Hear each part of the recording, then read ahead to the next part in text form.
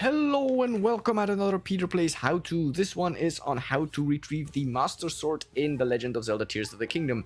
The start for the quest for the Master Sword is in Korok Forest, so you need to go to Korok Forest. Once you get there, you will see that Korok Forest is covered in gloom. There is no one you can talk to except for the Deku Tree, and when you do, the Deku Tree will tell you that his stomach, or its stomach, is not well.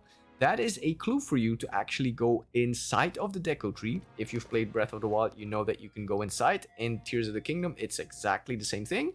So go inside of the Deku Tree and you will find that there is actually a chasm there waiting for you. There you go, that's the chasm. Before you jump in, it might be smart to do a save here, because inside of that chasm at the bottom, you will have to fight Gloom Hands, followed by, of course, Phantom Ganon. So that could go wrong if you're, relatively junior into the game. That could go wrong, so do a save first and then head into the chasm. All the way down, it might be a good idea to note that there are some high grounds you can land on. But anyway, you'll have to defeat Gloom Hands and Phantom Ganon. If you do, there you go, Phantom Ganon in that chasm is defeated.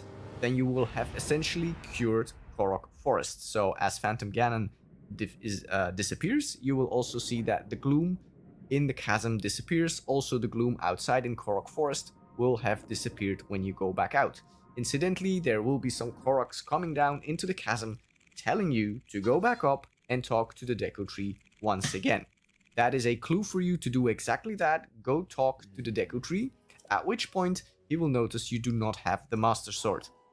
But the Deku Tree will help you out because it knows where the Master Sword is, so it will be very helpful and give you a marker, a pin on the map where the Master Sword can be found. However, at first glance it looks like it's a stationary marker like any other, but on closer inspection it's actually not. The marker on the map is moving. Why is that? Because, well, the Master Sword is actually hiding in or on the light dragon, and that's just another dragon like Dinral and others to fly across the Hyrule sky. So go to the nearest Skyview tower, launch yourself up and land on the light dragon. You do not need any special gear to be safe on the light dragon, but you can collect goodies on the dragon. But the main thing here would be to go all the way to the head, where you will find the Master Sword. You do need enough hearts and stamina, because it takes a bunch of hearts and stamina to get the Master Sword free. But just start pulling it, and then after a while the Master Sword will be released. Obviously the dragon will throw a tantrum, but if you stick to it, there you go, you'll have retrieved the Master Sword. And that is it on how to retrieve the Master Sword in The Legend of Zelda Tears of the Kingdom. If you liked the video, if it was helpful, please leave me a like, some nice comments, and subscribe to the channel to help me out and make the channel grow.